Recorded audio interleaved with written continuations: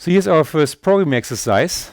I'd like you to make a robot that starts at coordinates 30 and 50 and it heads north, which means its heading direction is pi over 2.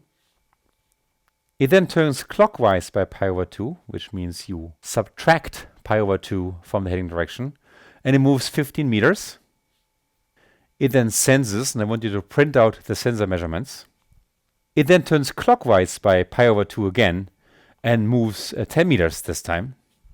And I just want you to print out the sensor measurements after this entire procedure. So there are two print statements for the sensor over here, and the sensor measurements over here.